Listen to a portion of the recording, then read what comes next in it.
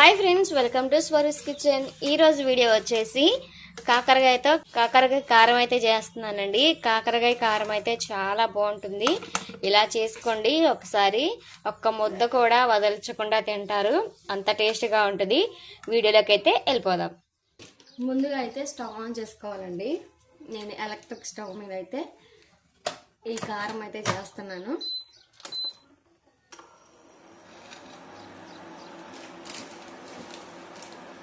Stove అయితే on చేసేసుకున్నాం కదా, దీంట్లోకి డీప్ ఫ్రైకి సరిపడా ఆయిల్ అయితే పోసుకోవాలి. కారానికి ఆయిల్ అయితే ఎక్కువ పడుతుందండి. ఆయిల్ అయితే మంచిగా హీట్ అవ్వాలి. ఓకేనండి, ఆయిల్ అయితే మంచిగా హీట్ అయిపోయింది కదా, దీంట్లోకి ఒక 2 స్పూన్లు తాలింపు గింజలు అయితే వేస్తున్నాను. తాలింపులు కూడా వేసాను కదండి, తాలింపులు కూడా వేగిపోతున్నాయి కదా, దీంట్లోకి కరివేపాకు కూడా యాడ్ చేస్తున్నాను.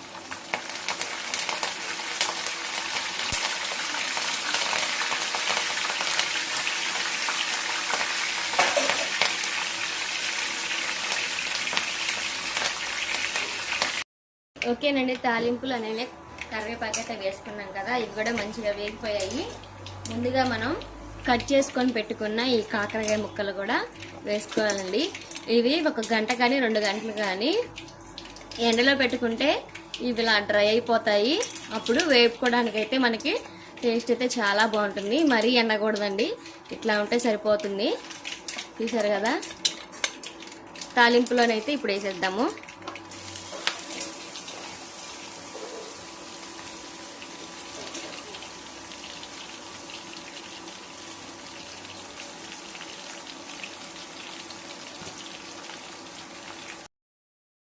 ఓకేనండి, తాలింపులో అయితే కాకరకాయలు అయితే వేసుకున్నాం కదా, మొత్తం మిక్స్ అయ్యే విధంగా మొత్తం కలుపుకోవాలి.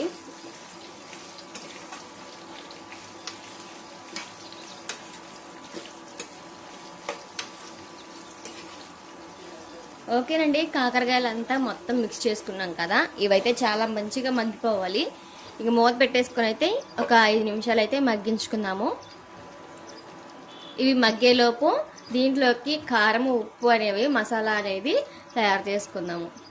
ఓకేనండి, కాకరకాయలు అయితే వాడ్చుకుంటున్నాము కదా, అవి వాడిపోయే లోపల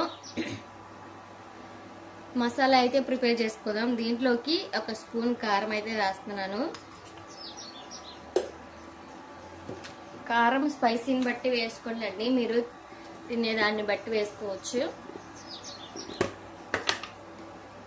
అలానే ఉప్పు వచ్చేసి 2 స్పూన్లు అయితే వేస్తున్నానండి.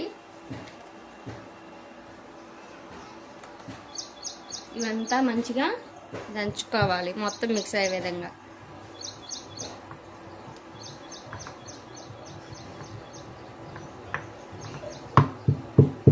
ఇలా దంచుకోవాలి.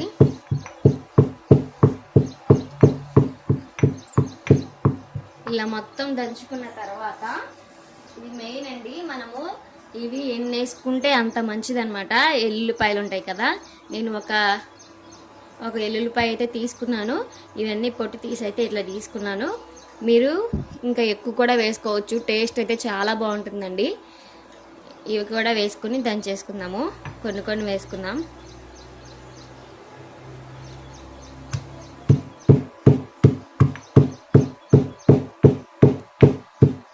దీంట్లో కలిసే విధంగా మొత్తం దంచుకోవాలండి.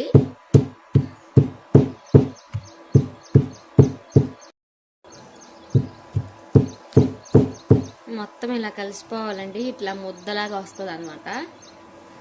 దీని అంతటిని తిప్పుకుంటూ దంచుకోవాలి.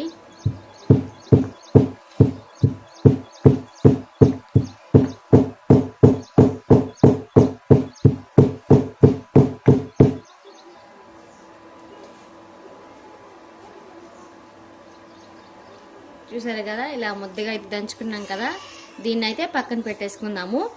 ఓకేనండి, చూసారు కాకరకాయలు అయితే వాడిపోతున్నాయి, కొంచెం మగ్గాలండి కాకరకాయలు.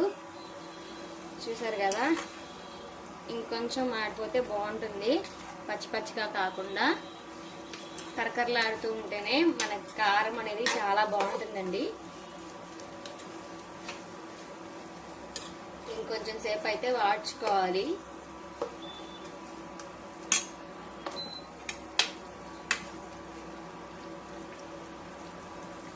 ఇట్లా మూత తీసే తిప్పుకుంటూ ఉంటే ఇవే వాడిపోతాయండి.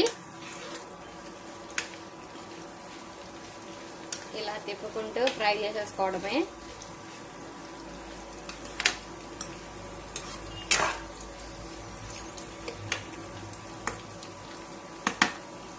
ఇలానే కొంచెం సేపు అయితే తిప్పినండి. కాకరకాయలు అయితే మంచిగా వాడిపోయాయి.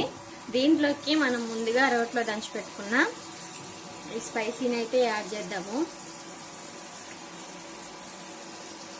దీంట్లోకి పల్లీలు, కారం లేకుండా పల్లీలు, ఎండుమిర్చి, ఉప్పు వేసి కూడా మనం ఫ్రై మంచిగా నూనెలో ఫ్రై చేసుకొని నూరుకుంటే ఆ టేస్ట్ కూడా చాలా బాగుంటుందండి.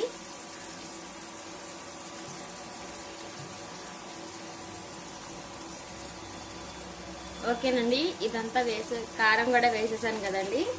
ఇంకా దీన్ని కూడా మంచిగా మిక్స్ చేసేసుకున్నాము. ముక్కలకి పట్టే విధంగా మనము కలుపుకోవాలి.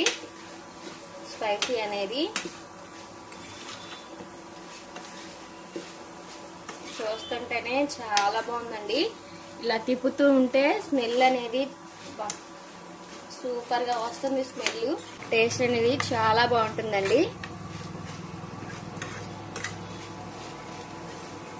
ఇలా రోట్లో దంచుకొని ఉప్పు, కారం, అలానే వెల్లుల్లిపాయలు రోట్లో దంచుకొని ఇలా ఫ్రై చేసుకుంటేనే టేస్ట్ బాగుంటుందండి. కారం అనేది